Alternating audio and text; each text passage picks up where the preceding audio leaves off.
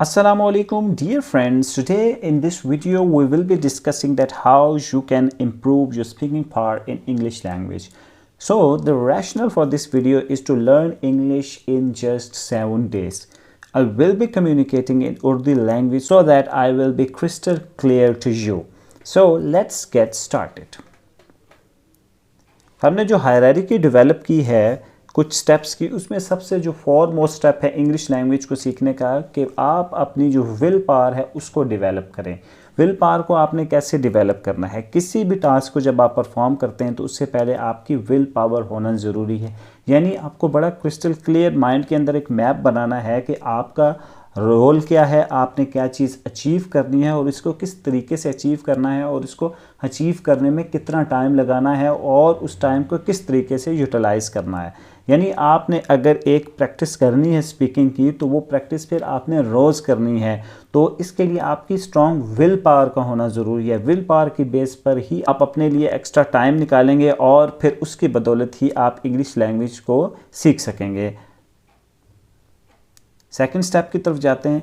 सबसे बड़ी गलती जो नॉन नेटिव स्पीकर्स करते हैं कि वो इंग्लिश में सोचते नहीं हैं, वो सोचते अपनी नेटिव लैंग्वेज में हैं, फिर उसको ट्रांसलेट करते हैं इंग्लिश लैंग्वेज में। ये जितना प्रोसेस है उसकी वजह से बहुत सारा लैग आ जाता है और डिले आ जाता है। जब डिले आ जाता है तो आपका जो कॉन्फिडेंस है वो ऑटोमेटिकली शेक होना शुरू हो जाता है। तो जब आपका कॉन्फिडेंस शेक होना शुरू हो जाता है तो उसकी वजह से होता कुछ इस तरीके से है, तो आप फील करते हैं कि जो लैंग्वेज है उसके ऊपर आपको ग्रिप नहीं है। अब आपने करना कुछ इस तरीके से है कि अपने माइंड को इस तरीके से ट्रेन करना है कि आप इंग्लिश में ही सोचना शुरू कर देंगे।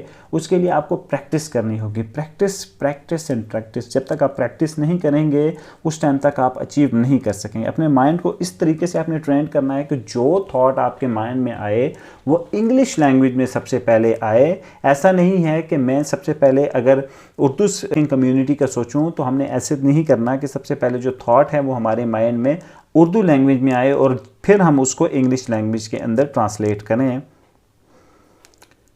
बहुत ही इंपॉर्टेंट स्टेप है कि आपने शायनेस नहीं दिखानी। शायनेस जो होती है वो आपके पोटेंशियल को कभी उभरने नहीं देती।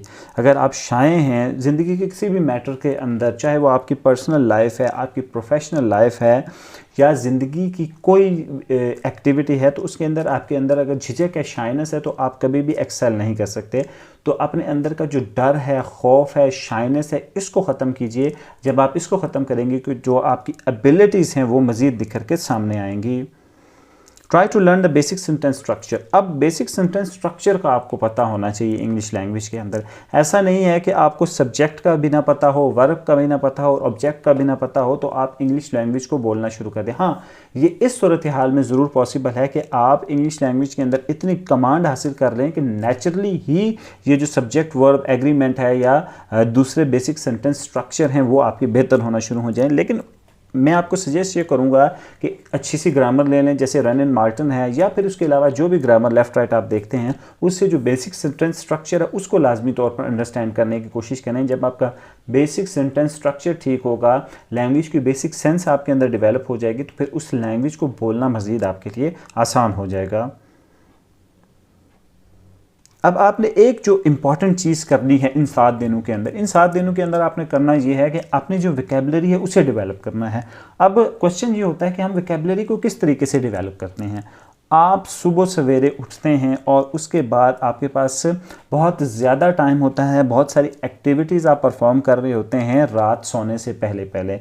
उन एक्टिविटीज़ के अंदर या आप अपनी सराउंडिंग्स के अंदर वोकैबुलरी वर्ड्स को तलाश करें। लेट्स सपोज आप अपने घर से शुरू करें। घर के अंदर जो फर्नीचर की वोकैबुलरी है आप उसको देखें, घर के रिलेटेड वोकैबुलरी है आप उसको देखें, कॉस्मेटिक्स के रिलेटेड जो वोकैबुलरी है आप उसको देखें, किचन के रिलेटेड जो वोकैबुलरी है आप उसको देखें। जब आपका सेंटेंस स्ट्रक्चर बेहतर होगा और ज़ख़ीरा अल्फाज यानी वोकैबुलरी आपके पास डेवलप हो जाएगी तो फिर सेंटेंस स्ट्रक्चर को और उस वोकैबुलरी को मर्ज करना बहुत ज़्यादा आसान हो जाएगा और आप बेहतर तरीके से कम्युनिकेट और कोऑर्डिनेट कर सकते हैं। तो सबसे पहले आपने करना ये है कि अपनी जो सराउंडिंग्स हैं उसमें से आपने वोकैबुलरी वर्ड्स को लेना है। आप जब किसी आउटसाइड सेटिंग में हों, घर से बाहर हों, तो आपने वोकैबुलरी वर्ड्स को कैच करना है। जब आप घर के अंदर हों तो वहाँ भी आपने वोकैबुलरी वर्ड्स को लाजमी तौर पर कैच करना है। तो यहाँ वीडियो को करते हैं and hopefully you have understood each and every aspect related to these steps, do like, share and subscribe to the channel. Allah Hafiz.